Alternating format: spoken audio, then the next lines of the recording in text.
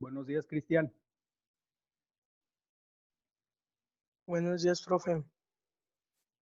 Pues creo que es el único, pero vamos a comenzar. Sí, estoy. El tema de hoy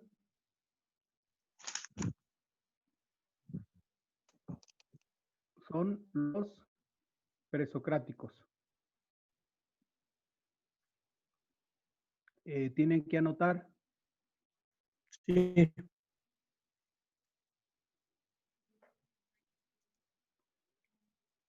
Bueno, entonces iniciemos con el tema los presocráticos. Por parte de los jonios,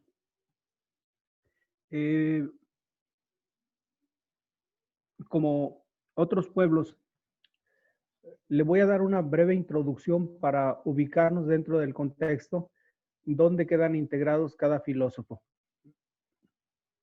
Bueno, la historia de la filosofía nos dice que la primera preocupación que tuvieron los filósofos fue no explicarse quiénes eran, ni dónde estaban, ni por qué se comportaban de formas determinadas. Lo primero que se enfrentan los filósofos es a una realidad que les entorna, es decir, todo lo que está a su entorno. Pero podían de alguna manera explicarse el porqué de las montañas, el porqué de las nubes, lo que estaba más cercano. Pero más allá de estos fenómenos, pues era difícil explicarse. Es decir, ¿cómo se formó el universo? Esta es la primera pregunta que se van a cuestionar. ¿Cómo está hecho el universo? ¿De qué está hecho el universo? Es decir, podemos ver hacia arriba y vemos pues que es algo infinito. Infinito, bueno, le damos un significado de que no tiene límite. Pero en realidad, pues nosotros estamos en la Tierra, en este caso se ubican en la Tierra, pues la Tierra es como una esfera, pero esa esfera está dentro de otra esfera que es más grande. Y que todo lo que existe en el universo tiene una relación muy estrecha con el ser humano. Por ello es importante que la primera explicación de eso, pues la hagan los jonios. Después vendrá ya lo que viene siendo la pregunta existencial: ¿quién soy yo? ¿De dónde vengo? ¿A dónde voy? Etcétera. Preguntas que ya abordan más bien la parte antropológica. Y la tercera parte que van a estudiar los griegos es qué clase de sociedades vamos a constituir para tener mejor armonía. Y de ahí pues nace la política, nace la ética, nace la moral, etcétera, ramas de la ciencia que van ubicando en un tiempo y en un espacio al ser humano. Entonces, son tres momentos. El primero, la explicación sobre el universo. La segunda, sobre la propia existencia, que lo estudia la antropología. Y la tercera es sobre qué clase de sociedades vamos a constituir. ¿Hasta aquí alguna duda? No, maestro. Bueno, entonces los primeros que comienzan a estudiar este universo son los jonios. Dentro de los jonios tenemos a Tales, ubicado en el año 624 al 546. Es el iniciador de la investigación acerca de la naturaleza. Al no tener una explicación inmediata, entonces utiliza un término que se llama arjé. Arjé, que significa principio. Y el principio que da origen a este universo, él lo atribuye al agua. Esta concepción debió ser una influencia de los egipcios y los babilónicos, a lo que va a ser futuro de todas sus observaciones. Todas las cosas están llenas de dioses o de deidades. Todo está vivo y animado. Es decir, hablamos de vida, todo lo que tiene movimiento. Más tarde van a integrar el término alma, pero ahorita, bueno, vida es todo lo que se mueve. Hasta aquí, Tales de Mileto. Después viene otro filósofo llamado Anaximandro. Él lo encontramos en el año 610 al 545. Podríamos ubicarlo como el primer filósofo que escribió un libro sobre la naturaleza, pero sigue manteniendo lo que ya Tales había sostenido, el arjé. Pero como es un principio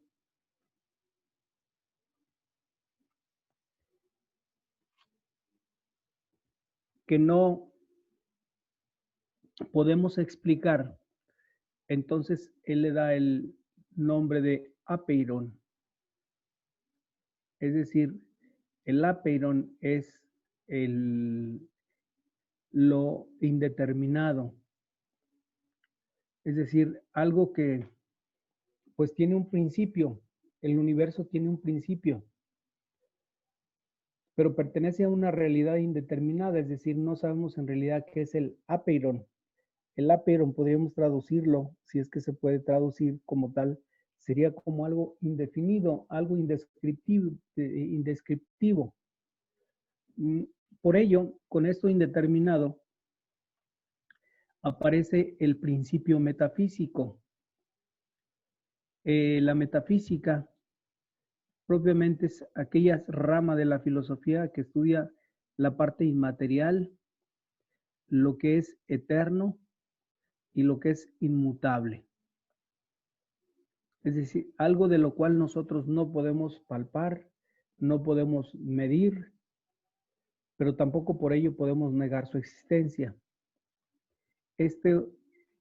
Aquí entra el campo de la metafísica.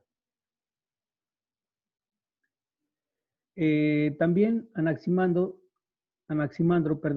se le atribuye el primer mapa terrestre. El indicio que se tiene de este mapa, bueno, pues todavía se conservan copias de este mapa, pero estamos hablando de un mapa del mundo conocido. O sea, estamos hablando que parte es realidad y parte imaginaria. Jamás pues va a ser un mapa como hoy en día los tenemos, por ejemplo, un mapa mundial, porque el conocimiento que tiene del mundo es el mundo que gira en torno a él.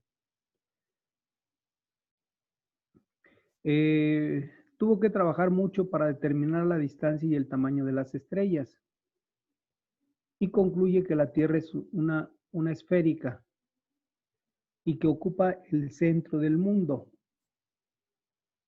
O sea, él pensó que el universo era como otra esfera y que la esfera grande colgaba como de algo, es decir, pero era la única. Jamás pensó pues que habría o que existirían otros planetas.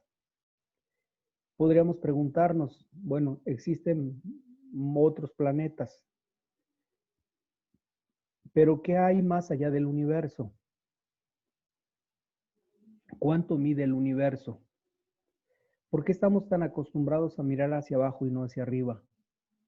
Porque si vemos hacia arriba, pues está el infinito. Y si vemos hacia abajo, estamos limitados por la tierra. Es decir, nuestros ojos no ven más que el piso. Después de Anaximandro, viene Anaxímenes.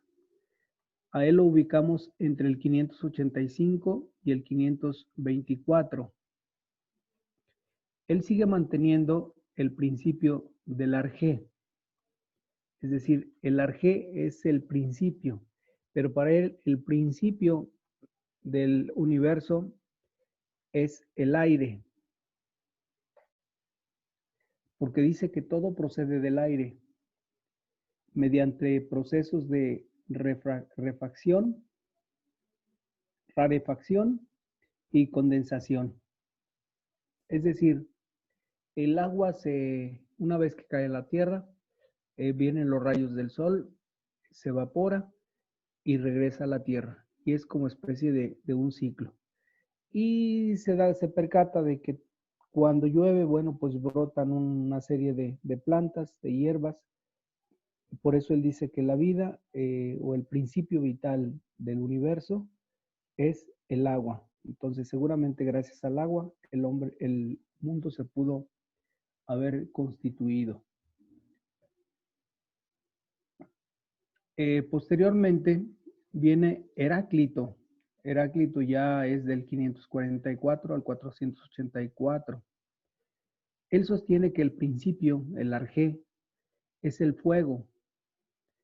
Llega a sostener que todo surge y vuelve al fuego. Pero ya hablamos de un fuego eterno. Es como la especie de el eterno retorno.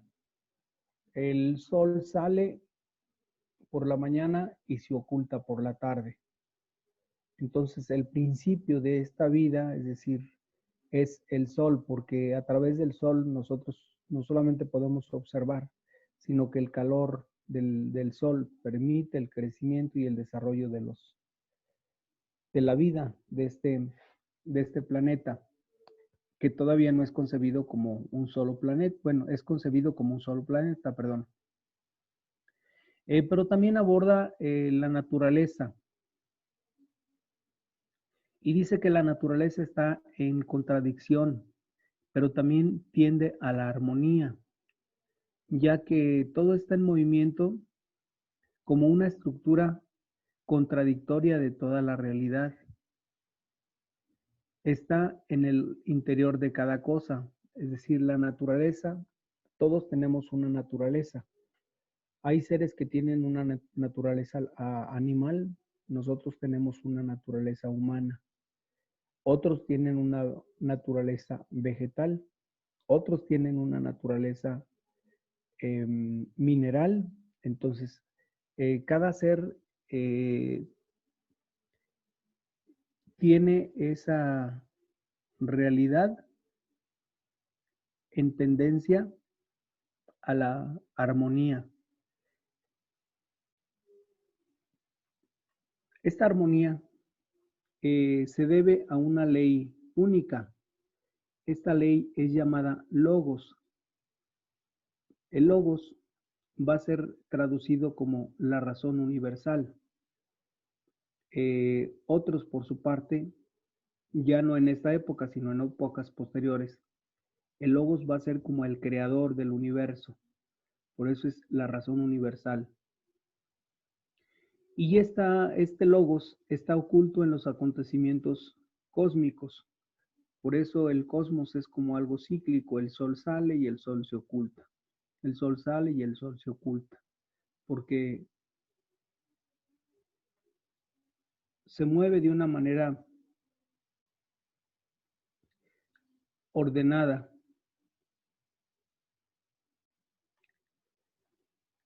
Cuando comienzan los primeros estudios acerca del alma humana, estamos hablando que el alma humana dentro de esta naturaleza es entendida como principio vital. Esta alma humana tiene como misión el conocer el logos y el penetrar en sí misma, es decir, el conocimiento del logos, el conocimiento de ese ser creador y el conocimiento de sí mismo. Esta alma humana es parte del cosmos y es parte de la misma naturaleza. Por eso, de esta manera, entendiendo el alma humana como conocimiento del logos y la penetración de esta realidad, entonces el hombre sobrevive a la muerte, que es otra de las realidades, es decir, el hombre tiene un principio y tiene un fin. El fin lo conoce cuando tiene conciencia de su realidad, es decir, cuando ya ha alcanzado conciencia o plena conciencia de sí mismo, o cuando tiene conciencia de todo lo que recuerda. Y la muerte, pues, es una realidad que escapa de las manos del ser humano. Por eso, el alma humana, pues, tiene un nacimiento, pero también tiene un fin. Y este fin es el que se une definitivamente al fuego cósmico. ¿Y qué es el fuego cósmico? Bueno, pues entra ya dentro de esta realidad llamada dualismo. Este dualismo, más tarde otro filósofo lo va a tocar de manera muy puntual. Después de Heráclito tenemos a Pitágoras. Pitágoras ya es del año 572 al 496. Dentro de la escuela de los pitagóricos, pues va a surgir la matemática. Los pitagóricos eran hombres muy discretos, muy sencillos, y generalmente pues nunca decían que sabían, y son los que nos van a alegar la matemática. Para los pitagóricos, ya entran en un ámbito de contenido místico religioso. Hablan por primera vez de la doctrina de la transmigración de las almas, cómo un alma migra a otro espacio, o de estar en un espacio migra a otro espacio. Y curiosamente existe un parentesco en todos los seres vivos a partir de esta alma. Por eso más tarde viene la clasificación dentro del reino como seres animales, como vegetales y como minerales. Pero también hacen un grande aporte, los números. Y los números son como el principio de todas las cosas. Por eso donde quiera se hace matemáticas, donde quiera se aplica matemáticas. Ahora, estos principios, estos números, tienen una realidad espacial. Por eso nosotros podemos medir, podemos dimensionar gracias a los números. Esta realidad espacial es semejante y se corresponde con los demás, es decir, hay una correspondencia con toda la realidad que le circunda. Entonces, la matemática está presente en todo. Está en el tiempo que nosotros duramos pensando, está en el peso que le damos a las palabras, está en la cantidad de alimento que tomamos, está en nuestro volumen corporal. Es decir, la matemática está presente en todo. Después viene esta concepción dualista que ya les comentaba. Esta concepción dualista de la realidad es explicada a través de una doctrina llamada doctrina de los opuestos. Este dualismo pues creo que es comprensible para todos nosotros. Cuando digo negro, pues se supone que hay un blanco. Cuando digo alto, se supone que hay un bajo. Cuando digo que hay un gordo, significa que hay un flaco. Cuando yo digo una verdad, entonces quiere decir que hay una mentira. Entonces, este dualismo es el que está condicionando su concepción cosmológica, y todo surge a partir de la unidad. Por eso nosotros no podemos apreciar la realidad de forma general. Siempre que comenzamos a observar algo, parte de un principio y tiene un fin. Y entonces abarcamos del principio hasta el fin, es decir, hasta lo que los sentidos nos permite. Es decir, no podemos nosotros observar una realidad plural. Observamos una realidad particular. Partimos, valga la redundancia, partimos de la particularidad para ir a la totalidad. El cosmos está formado por un conjunto de esferas celestes. Estas esferas celestes producen música y están en armonía. Entonces el universo está en armonía y todo aquello que no se armoniza tiende a ser caótico, y lo caótico pues trae dificultades para el ser humano, porque pongamos como ejemplo las familias, sus familias. ¿Qué pasa cuando hay pleito entre hermanos? ¿Qué sucede? ¿Alguno de los que están escuchando?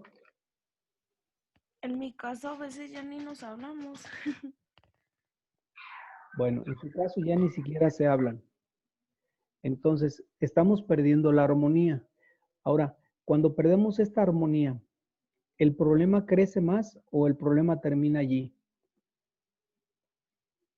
Pues crece más. Crece más, porque primero a los papás no les gusta que los hijos anden peleando. Entonces rompemos con la armonía. Muchos de los vicios que hoy en día se tienen en la sociedad, como el consumo de alcohol, el consumo de drogas, el consumo de exceso de trabajo, e inclusive podríamos decir que hasta las relaciones que hoy en día ustedes llaman tóxicas. ¿Alguien pudiera explicarme qué es una relación tóxica?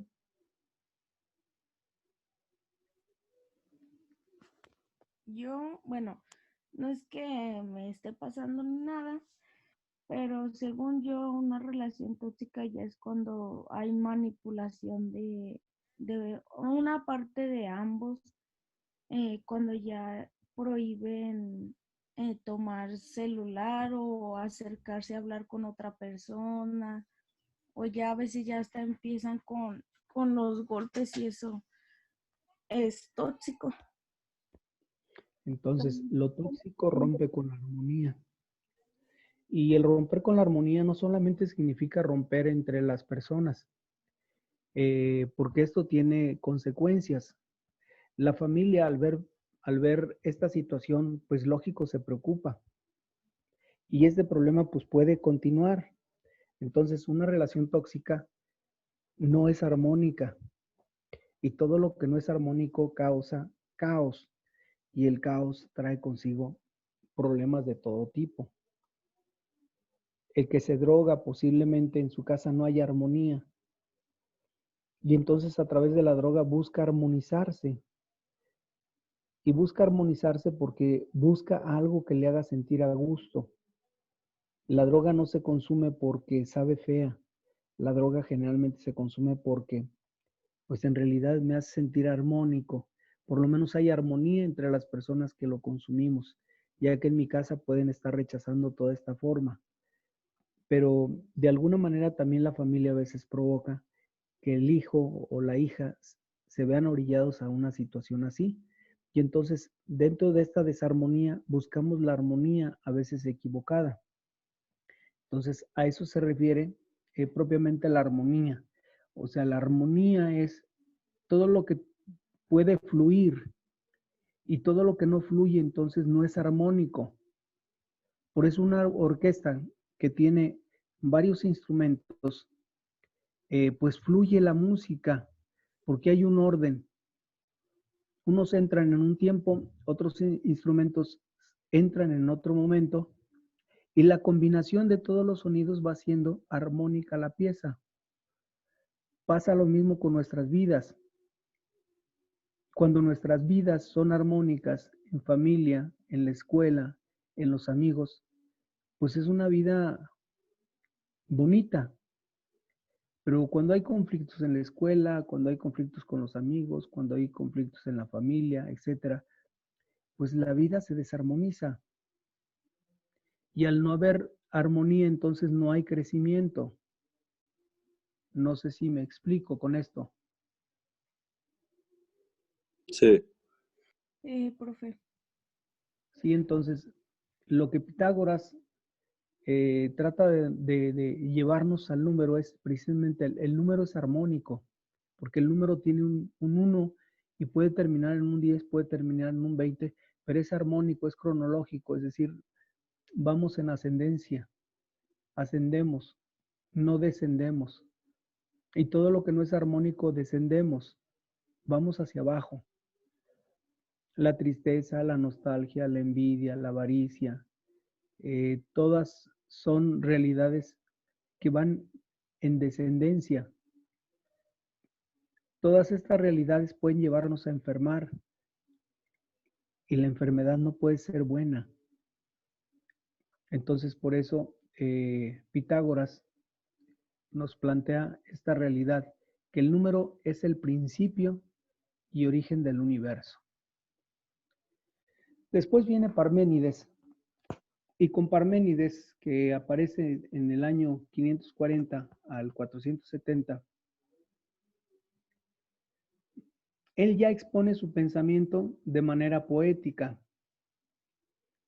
Él divide en dos partes su pensamiento. Primero, la vía de la opinión y segundo, la vía de la verdad. La vía de la opinión es la doxa y la vía de la verdad es la aletheia. ¿Pero qué es la aletheia? La aletheia es lo que es y lo que no es. Ejemplo, decía Pedro Infante por ahí en una canción, yo soy quien soy y no me parezco a nadie. Y efectivamente, somos tan originales que no hay nadie como yo. Cuando yo nací se rompió el molde y quedé yo nada más. Entonces lo que es no puede dejar de ser. Siempre va a ser. Ahora, lo que quiere ser, lo que no es, tiene conflictos.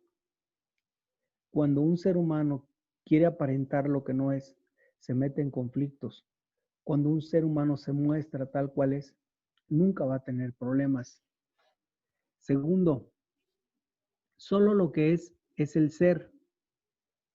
Es y es pensable. Es decir, el ser es en sí mismo. Los seres no somos en otro.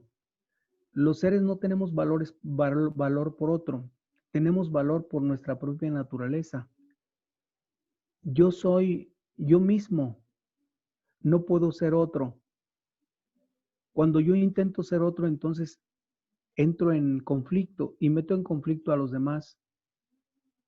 Aparte, este ser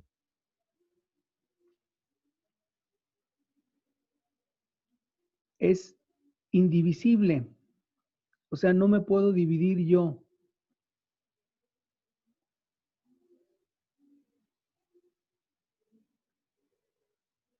El ser es finito, continuo y único. Es decir, yo tengo un principio, hoy nazco, yo sé que mañana me muero, no sé a qué edad pueda morirme, pero hoy nací, crecí, me desarrollé, me multipliqué y viene un ciclo de vida. En este sentido es finito. No somos infinitos, es decir, no tenemos vida eterna, tenemos vida natural. Hoy nacemos, mañana morimos. No sé si me explico. Sí. Sí. Por ello, el ser es probablemente la realidad concebida como algo corpóreo, es decir, el ser humano es un ser corpóreo. Parménides critica la filosofía de sus predecesores. Dice que el problema del conocimiento es la preocupación fundamental, porque el mundo no es como parece. Y efectivamente el mundo no es como parece. El mundo es mundo y es diferente a nosotros, pero nosotros estamos inmersos en el mundo. Sin embargo, si nosotros no le damos ese espacio, por algo el planeta pues sufre consecuencias de las malas decisiones de los seres humanos, aquellos que matamos animales, aquellos que tiramos basura, aquellos que derrochamos recursos naturales, pues estamos metiendo en conflicto el planeta. Por eso, Parménides concluye que el mundo no es como parece, el mundo es como nosotros lo hemos creado. A ver, creo que se me está terminando, permítame. A ver si me dan otro espacio. No cuelguen, regreso.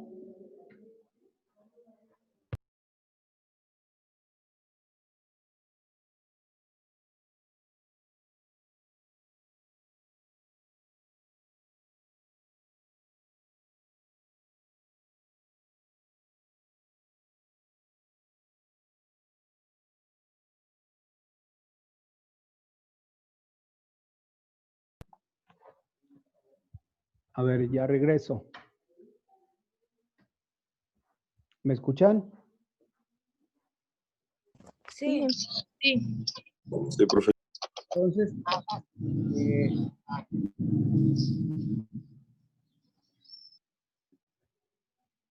después de Parménides,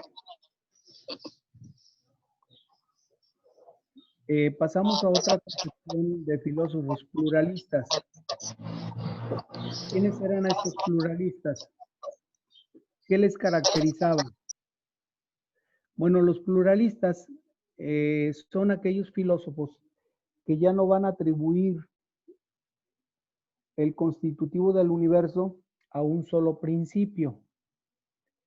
Son aquellos filósofos que van a llegar a la conclusión, después de los estudios que han hecho, después del análisis y la reflexión profunda que han hecho, van a llegar a la conclusión que son todos los elementos los que constituyen al universo, que no podemos atribuirle un solo elemento a la constitución del universo, sino que es el conjunto de todos los elementos es el que le va a dar constitución al universo. Por eso se les llama pluralistas. ¿Qué caracteriza a estos pluralistas? Primero vamos a hablar de características generales. En el lugar de suponer un solo elemento, se postula la existencia de elementos múltiples. Los elementos son inertes. Es decir, existen fuerzas intrínsecas que los mezclan. ¿Qué es un cuerpo inerte?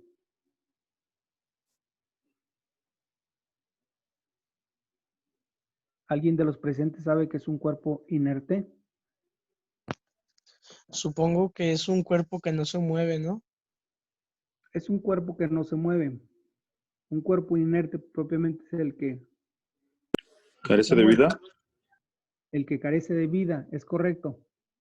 Pero dentro de estas fuerzas intrínsecas lo mezclan y vuelve, pareciera que a tener vida, es decir, tiene razón de ser. Por ejemplo, una planta que muere, si la retiramos, podemos hacer composta. Pero este cuerpo inerte, volvemos a mezclarlo con tierra y le da más vida a lo que ya tiene vida. Entonces, en ese sentido, pues, se vuelve inerte. El padre que va al trabajo se va acabando con el paso del tiempo para que los hijos tengan más vida. Un día muere, pero esa muerte le da vida a los hijos. De esa manera podríamos un poquito hacer el paralelismo. Por eso todos los elementos son importantes. Aún la muerte puede dar vida a otros seres vivos o puede revitalizarlos. Uno de los filósofos pluralistas va a ser Empédocles. Él aparece en el año 495. Él describe la realidad como una esfera Esta concepción pues viene siendo una influencia por parte de Parménides. Empédocles afirma que hay un movimiento y pluralidad de seres. Esta doctrina también es influenciada por Heráclito. Ahora, él llega a la conclusión, pero ¿cómo se armoniza todo esto? Bueno, existen 4 elementos que constituyen este universo. Una es la tierra, otra es el agua, otro es el fuego y otro es el aire. Estos constitutivos sostiene que son eternos e imperecederos. Por eso la vida simplemente va siendo como cíclica. El que inicia termina, pero vuelve a haber vida nuevamente. Estos 4 elementos llega a mezclarlos y dice que esta mezcla da lugar a todas las cosas por la acción del amor y el odio. Existen ciclos en el mundo, el eterno retorno. Y así el ser humano es considerado como un microcosmos. Conoce la realidad por simpatía. Lo semejante conoce lo semejante. Es decir, nosotros, no sé si han oído ustedes decir en las familias, cada cabeza es un mundo. Sí. Bueno, entonces él lo llamó cosmos. Es un microcosmos. Bueno, pues cada cabeza es un mundo porque pues la forma de pensar, la forma de actuar, lo que anhela, lo que desea, lo que logra, lo que quiere lograr, etcétera. Todo eso pues es parte de la persona, no puede ser de la totalidad. Cada ser humano piensa como piensa. No puede pensar diferente. Puede pensar diferente en la medida que va integrando nuevos conocimientos. Pero el ser es en sí mismo. Por eso cada uno de nosotros tenemos una estructura y una forma de pensar única.